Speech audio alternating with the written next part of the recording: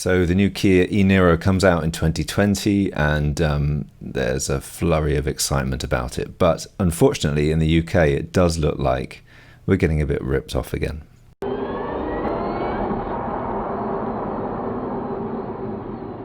So just to be clear, as I said in my previous video, it is still a great deal. The new e-Niro is coming out for £34,495. That's after the government grant of £3,500. I think I got it correct this time. And it's a great car, as you know. If you've seen my videos, it's a great car, and all the reviews have been fantastic for it. But it is just a little bit upsetting just how different the UK spec is to like the American spec. And I'm just going to go through that now. I've got the. I couldn't go through all of the different markets because there's quite a few, of course. So I've got the UK, Netherlands, which I think is, I think that's probably quite consistent around Europe. But don't quote me on that. And then America. Sorry for anyone else in other regions, but it's, life's too short, frankly, to go through all of them. So here we go. The 2020 spec, the UK spec, is called the 4 trim. I don't know why they've called it the 4 trim, but in theory, the 4 trim should be roughly the same as the trim that they've already had in other regions. But as you'll see, that's just not the case. So first of all, we've got the app called UVO, and that's fantastic that we finally got it. We'll finally have preconditioning for the car, so it'll be nice and warm when you get in it on a cold day. So that's fantastic. We'll finally have that. In the Netherlands, this is a tricky one, right?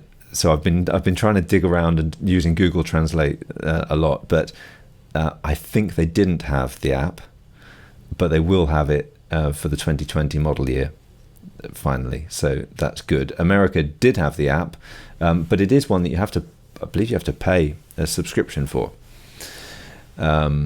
But at least they've got it, so that's good. So the next thing on the list, we've got blind spot collision warning, and we still don't have that. You'd think that would be quite a useful thing to have, a good safety feature, but we still don't have that in the UK. I believe they already had that in the Netherlands, and they already had that in the 2019 spec of the American one as well. Ventilated front seats. I mean, I know, it's not like we get ridiculously hot summers or anything like that in Britain, but anyway, no, we don't have that still in the new spec, and I believe they do have that in the Netherlands. So Netherlands get it, America had it. LED lights, yes, we all get that. Finally, we get LED lights. Sunroof, no, we still don't have that. It looks like the Netherlands never got that. America always have had that. Screen size, we get 10.25 inches. It's a really nice big screen. America only has an 8-inch screen, but then that's the 2019 model. I'm sure they'll get that upgraded for 2020, but no details on that just yet. Audio, not that it makes a massive difference, but we get JBL in the UK and Netherlands, and Harman Kardon in America. Still 8 speakers. I have no idea what difference it might be, but I don't even know. I'm not an audiophile particularly, so I just know I've got Harman Kardon speakers in the office here, and they're really good. So anyway, so here's a weird one, right? Auto dimming rear view mirror with HomeLink. Well, we've already got the auto dimming rear view mirror. That's the thing that means if you've got very strong lights, if someone's got their lights on full beam behind you, the mirror will automatically dim it so it doesn't dazzle you. HomeLink, what's that? I had to do a little bit of digging for this now. So HomeLink is something that means that when you approach your garage door, it'll open automatically, which is very cool. So we don't have that in the UK. It doesn't look like they have that in the Netherlands either, but in America they do. I can understand that. I think America probably they do have these garage doors that open automatically far more than we do in the UK, certainly. Mood lighting, looks like we got that all the way through all of the different regions now. Rear USB power outlet, right? This is a funny one. So it's just a plug at the back, a USB connection plug. So if you're sitting in the back seats, you can plug in. I can't imagine they would have saved so much money, just not having that. how much? A few pounds maybe. Anyway, we don't have that in the UK still. They have had it in the Netherlands, I believe, and USA's always had it. Color choices, they've not announced that yet in the UK, but looks like, well, I imagine we'll probably still have just the 6 that we had before, but I'm not sure.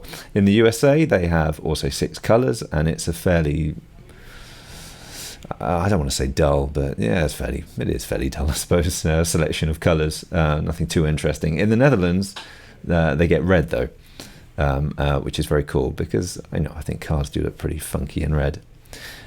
Sports cars, I suppose, especially, maybe not the Niro so much, but anyway. And battery heater. Now, I was trying to look into this, and the battery heater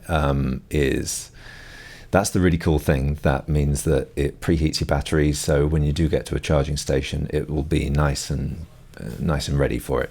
I think they have had that in the Netherlands. I'm going to get a lot of comments saying, no, you're wrong, but so that's great if you can. And in America, that's an option, I believe. So I think you can pay extra for that. But again, looking on Kia's website, that's not immediately obvious. I imagine you'd have to go to a dealer, and maybe they can give that for you. And finally, so the onboard charger, it's 7.2 kilowatts in the UK, 7.2 in America, but for 2020, by the looks of it, in the Netherlands, you'll be able to option that for €700 extra with 11 kilowatt 3-phase. So that's really, really good, because there are a lot of AC chargers around that, well, like the one at my daughter's school, in fact, that, like, for instance, I couldn't take advantage of the full speed because it doesn't have a 3-phase onboard charger. So that's really cool. So that's great they're adding that. So as you can see, looking at this, already in America, the 2019 model was already pretty good. Well, in fact, it was great. It was about as highly specified as you can get it. And so it is just a little bit depressing, really, that we've kind of waited all this time. We get to the 2020 model year, and the UK still has, it's a pretty weak selection of specs, really. We don't know what America will get, but I imagine they'll get the larger screen in 2020, and perhaps they'll even get the 3-phase charger, at least as an option. I'm not sure yet. So looking at the specs, you might want to know, is it still a great deal? Well, it is still a great deal. Looking at this, yes, stuff like the rear USB power outlet, well, that would be good to have. Sunroof. I mean, the sunroof actually is something, it's one of those things that I didn't have it in the Leaf. When I had the Nissan Leaf, I didn't have a sunroof, and it's not like I missed it particularly. But when I look at videos of like the MG ZS EV, and you see the sunroof in that, you kind of think, oh yeah, that's really nice. And my daughter got into our friend's car the other day, and that has quite an expansive sunroof. And she was saying, wow, that's amazing, you see the sky. So it's a bit of a shame, really, that we can't have that.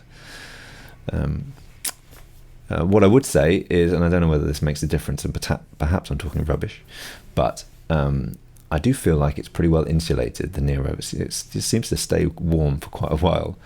And could that be because we don't have the sunroof in it? I don't know.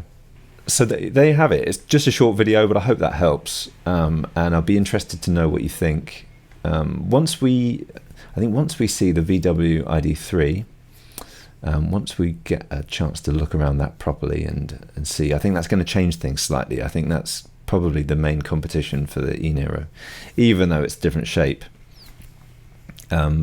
Yeah, I keep coming back to the fact that the range, when you look at the range for the price, the VW ID3 is really good in that respect. Well, at least we think it is, but we don't actually know what it's going to cost yet in the UK. We've got a rough idea, but so let's see. We'll wait and see. For the moment, I still think the e-Niro is a fantastic car, and I would still recommend it heartily, even though we're a bit screwed over on these specifications. But anyway, so I hope this video has been interesting, and do like and subscribe and press the bell icon if you enjoy the video and you want me to make more videos. And thank you very much for watching, and I'll speak to you later. Bye for now.